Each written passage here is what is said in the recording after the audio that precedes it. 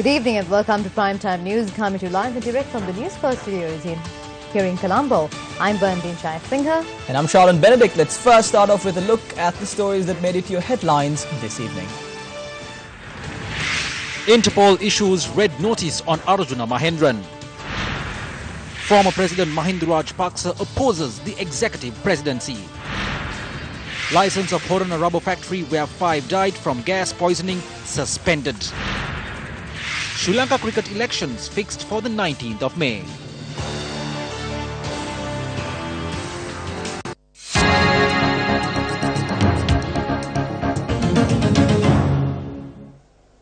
It has been reported the Prince of Wales will be the next head of the Commonwealth. The Queen had said it was her sincere wish that Prince Charles would succeed her in the role one day.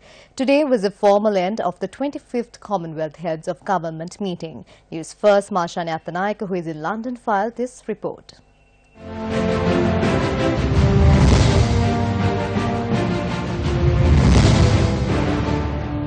Today evening, the leaders' retreat was held at Windsor Castle, marking the formal end of the Commonwealth Heads of Government meeting 2018. The ceremony was attended by President Maithripala Sirisena at 4 p.m. London time. The Commonwealth Centre for Digital Health, set up by the Commonwealth Medical Association, was launched today. President Maithripala Sirisena was a special guest for the occasion. Last night, President Sirisena attended a special dinner reception hosted by Her Majesty Queen Elizabeth II. The reception was attended by high-level government leaders. Meanwhile, President Sirisena received a warm welcome from British Prime Minister Theresa May at the Commonwealth Heads of Government executive sessions held yesterday. The executive sessions, which were held at Lancaster House in London, was attended by several powerful heads of state, which saw the passage of the Commonwealth Charter. Tomorrow evening, there will be a concert at Royal Albert Hall to celebrate the Queen's birthday.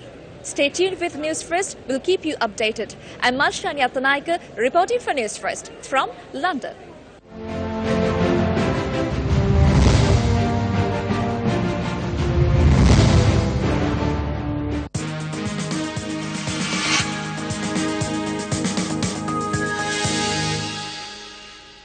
Taking a look at some news from here at home, sources have confirmed that Interpol has issued a red notice for the arrest of former Central Bank Governor Arjuna Mahendran.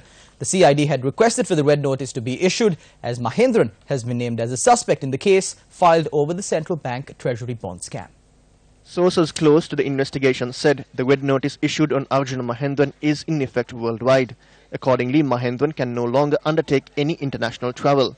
If Mahendran attempts to travel overseas, all border control authorities would get a red alert on their computers whenever his passport number is entered. Sources said once the location of Arjuna Mahendran, who is currently missing, is confirmed, a request for his immediate extradition will be made. According to the Interpol website, a red notice is a request to locate and provisionally arrest an individual pending extradition. The CID presenting facts before Colombo Fort Magistrate named Arjuna Mahendran, Arjun Aloysius, Kasun Palisena and Perpetual Treasuries Limited as suspects over the central bank treasury bond issue. Twice, the Fort Magistrate issued an order on Arjuna Mahendran to appear before the CID director and provide a statement with regard to the investigations. Notice was sent via express mail, a courier service and Interpol. On the 15th of March, Fort Magistrate Lanka Jayaratna issued a warrant for the arrest of former Central Bank Governor Arjuna Mahendran for failing to comply with a notice issued on him. On the 29th of March, CID informed court they had requested a red notice be issued for the arrest of the former Central Bank Governor. According to facts reported to court by the CID via a B report, Arjuna Mahendran is accused of conspiring and committing a criminal breach of trust at the controversial auction on the 27th of February 2015. Arjun Aloysius, Kasun Palisena and Perpetual Treasuries Limited are charged with aiding in the criminal breach of trust committed by Arjuna Mahendran at the controversial bond auction. The Central Environmental Authority has decided to temporarily suspend the license of the rubber factory in Horana, where 5 people died of ammonia gas poisoning. A director of the CEA, Ajit Veerasundara, speaking to Newsfirst, said the decision will be in effect until the investigations into the industrial accident are concluded. Last evening, an employee at the rubber factory in Bellapitiya, Horana, died after falling into an ammonia tank. 4 others who rushed to rescue him also died from ammonia gas poisoning. All victims were residents from Bellapitiya, Horana.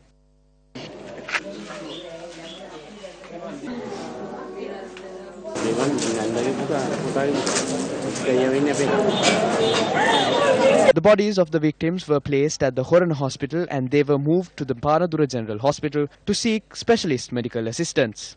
As of last evening, 38 people had been admitted to the Horana base hospital following the industrial accident. 19 people who fell unconscious from the incident continue to be treated at the Horana base hospital. Hospital Superintendent Tamara Kalubovila said 2 of them are being treated in the ICU and 1 is in serious condition. We did not see a single representative from the factory come here. They did not even come to share the sorrow that we are feeling right now. My brother-in-law has 4 children. 3 of them are going to school. He was a poor day labourer. Justice needs to be meted out following this incident. Further investigations are taking place over the gas that was released. At the time the gas vessel opened, the employees had not worn the required protective face masks and other clothing. The owners must ensure the employees adhere to the protective measures. We had informed them of these safety precautions.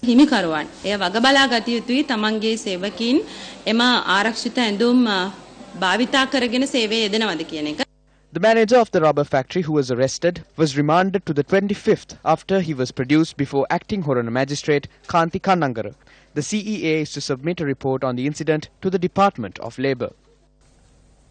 The Ceylon Petroleum Corporation says talks on introducing a price mechanism for fuel are still underway.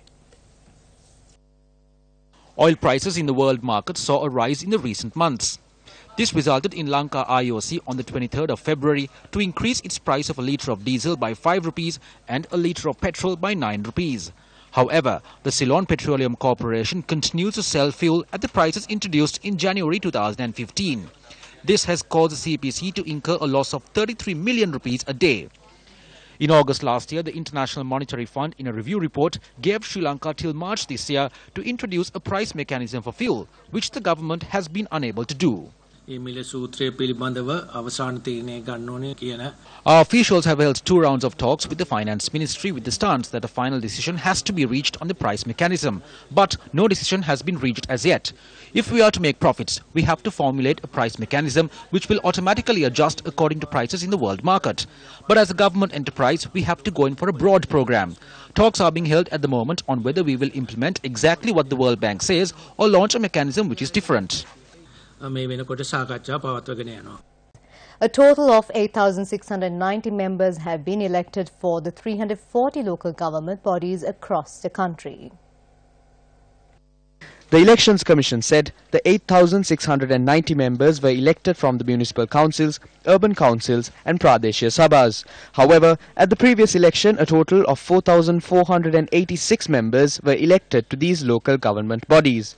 This time around, the number has increased by 4,204 members.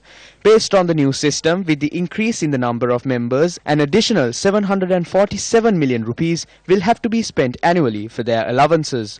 A mayor will be given a monthly allowance of 30,000 rupees, while a chairman of an urban council and Pradeshya Sabha will be given an allowance of 25,000 rupees.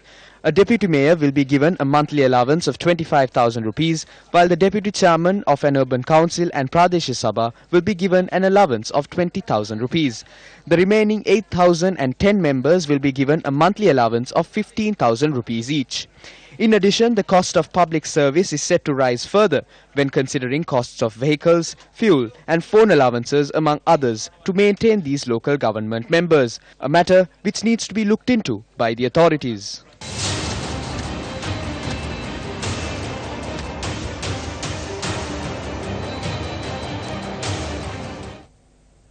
Deputy Leader of the United National Party, Minister Sajid Premadasa, says renovating Parliament at a cost of 1,000 million rupees is a crime.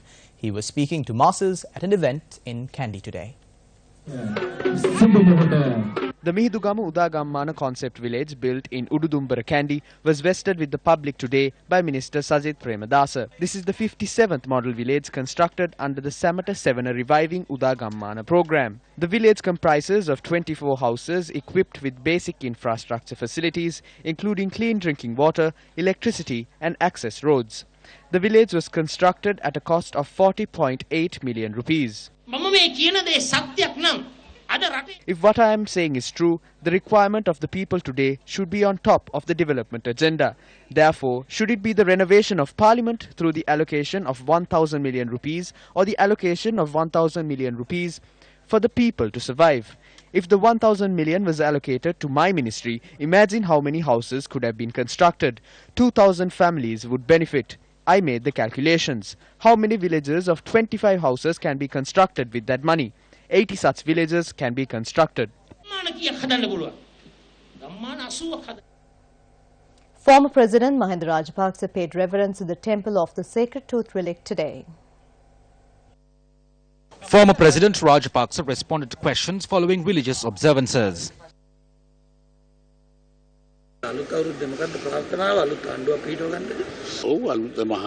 This government must act to call for a general election and ensure democracy reigns supreme. The government is not stable.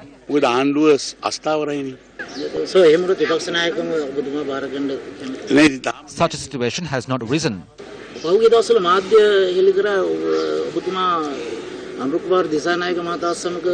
There is no discussion as yet. It must be discussed in the party. We have the party of the flower bud. They are the joint opposition. I need to express an opinion after speaking to them.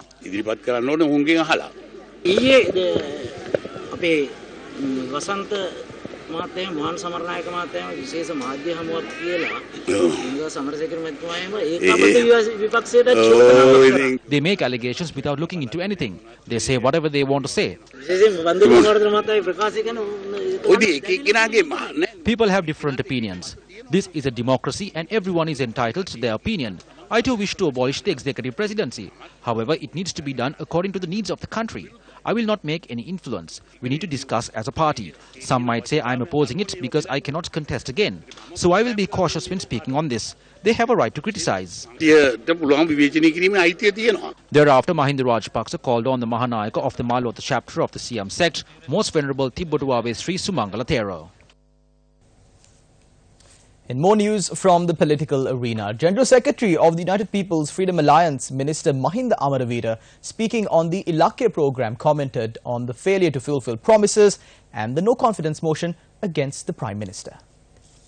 It was always said things will change and the government of good governance will also learn from its lessons and punishments will be imposed. You are asking about the delay. The President will make a cabinet reshuffle soon and will focus on the distribution of subjects on a scientific manner. He has a program to take this country forward. He will introduce that program. Doesn't the media have a responsibility of speaking about the bond scam? There is such a responsibility. There are many to bear the responsibility. All the private media spoke about it and we too spoke about it. That is what I have to say about the election results. We too carried the message of the central bank matter across the country. Though we were in government, we did not remain idle. We chased after it. However, it was a different group that gained from it. That is the result of this election.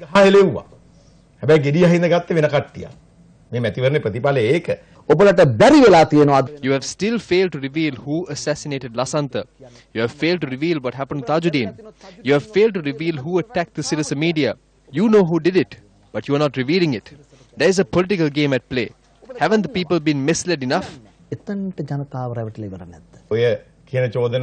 These are not things that I said. However, there is an issue whether the people who said these things had enforced those measures. The UNP says despite solving issues on the cost of living in the country, they lost votes because they did not apprehend the rogues. It relates to them and not me. Today,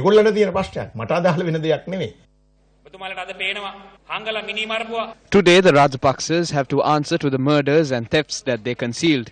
We started speaking of the Tajuddin murder some time back. Who concealed it? The law must be enforced against the former IGP as well. He was aware who committed that murder, but those matters were concealed. They need to be brought before the law and the maximum penalty must be enforced, casting aside social status. How long has it been since rugby player Wasim Tajuddin was murdered? They said back then he died from a car crash after his car caught on fire. The report is made public today. Why wasn't this matter investigated? Who undermined these investigations? Who spearheaded this? These matters need to be revealed.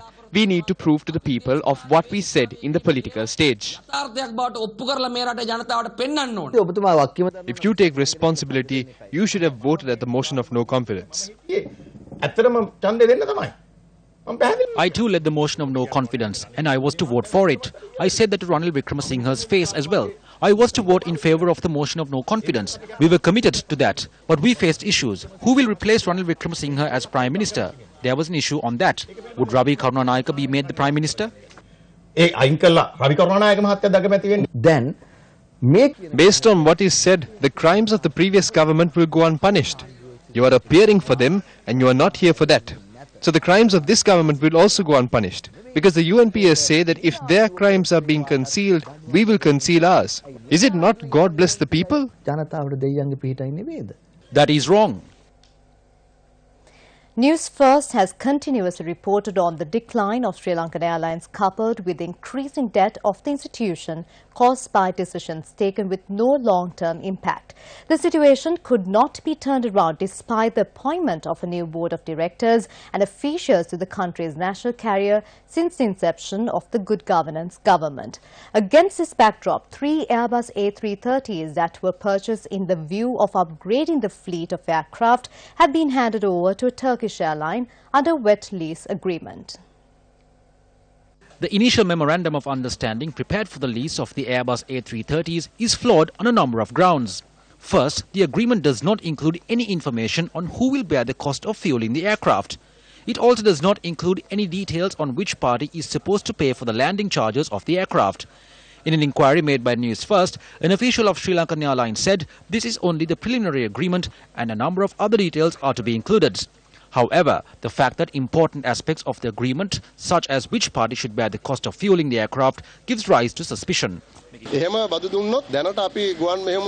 these aircraft are leased like this, we will have to stop our operations to a number of destinations. If these operations are halted, flights to locations like Hong Kong, which have been operating for about 30 to 35 years, will have to be stopped. This cannot continue like this for long. Decisions must be taken on what destinations we are flying to and what aircraft we will be using and follow a proper plan. If not, this national carrier will be lost to the nation. Following concerns raised over the losses that could be caused to the country owing to the agreements that were highlighted by trade unions, a group of officials of Sri Lankan Airlines have left to Turkey for further observations. According to the agreement, all costs of future discussions should be borne by the relevant party.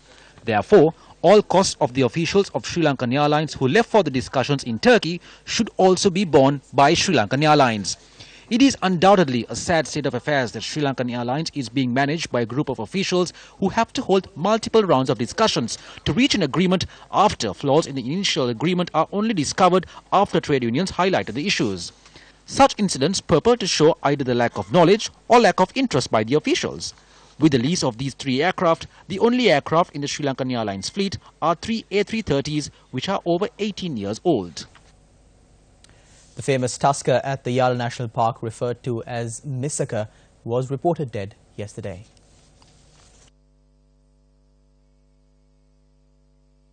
The tusker was known to have frequented the Yala National Park. The 35-year-old tusker was a key attraction at the Yala National Park.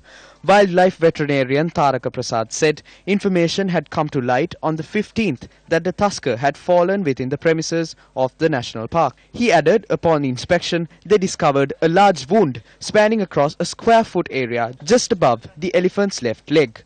Treatments provided for a period of 4 days proved futile. Misaka breathed his last yesterday and the post-mortem took place today. Director General of Wildlife NGC Surya Bandara said the cause of death could be the gunshot wound located on the tusker's leg. Investigations are underway to locate who shot the Misaka tusker. The Department of Wildlife has also launched a special investigation into the tusker's death.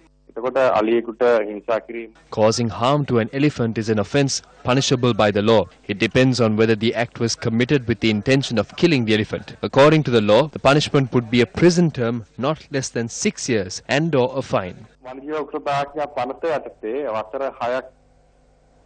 In more local news, Sri Lanka police has arrested 14 people over the assault on a group of tourists in Mirissa and Midigama.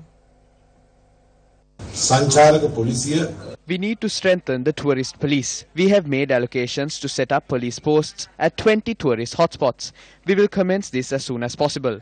In addition, we will strengthen security at places where issues were reported from. The police will focus on the security of the tourists.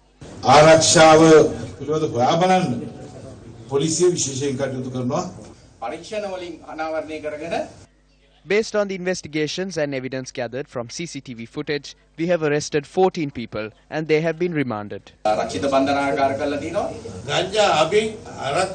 Marijuana, arak and other items are being sold without permits.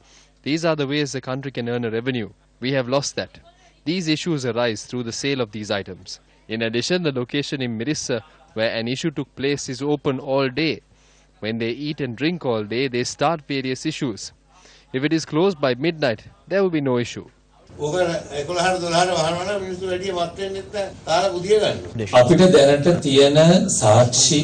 Based on the evidence, we can take legal action. However, we can use an identification parade, which is a key piece of evidence. If they agree, the government can allocate funds and ensure their security to bring them here for the identification parade. The Russian naval training ship Perikop arrived at the port of Colombo on a goodwill visit on Wednesday and was welcomed by the Sri Lanka Navy in accordance with naval traditions. Newsfirst was granted access to the vessel today, and Newsfirst.lk filed this report from on board the Perikop. Russia, one of the world powers in dominance in aviation, military and naval technology, and one of their naval vessels, the Perikop, made a port call in Colombo earlier this week. Now this training vessel will be here until Sunday, and we at Newsfirst have been given exclusive access inside the Perikop. The Russian Navy Baltic Fleet training ship Perikop is a 138-meter long and 17-meter wide training ship with a displacement of 6,900 tons, manned by 403 Navy personnel. This mighty vessel was commissioned in 1977. The ship is designed to provide seagoing training facilities for the Russian Navy and is equipped with radio engineering and navigation equipment and basic armament for self-defense and patrol duties. The ship is powered by two 16,000 horsepower twin diesel engines, which enables the ship to have a maximum speed of 20 knots and a range of 9,000 nautical miles at 14 knots. Joining me right now is the commander of this vessel, Rear Admiral Sokolov. Thank you, sir, for joining us. And let me start off by asking, can you brief us about the history of this majestic vessel? This is a special training ship, specially designed for the training of naval cadets. There are 220 cadets who are in their second and their fourth years of training. At present, they are being trained on their navigation skills. We are here on a friendship call to Sri Lanka. Sri Lanka was chosen as the first port of call in this trip for its wonderful nature and culture, as well as a good practice for the cadets. There are 220 cadets aboard this ship. There are 20 instructors and 120 members of the crew. Our next port of call will be Jakarta, Indonesia.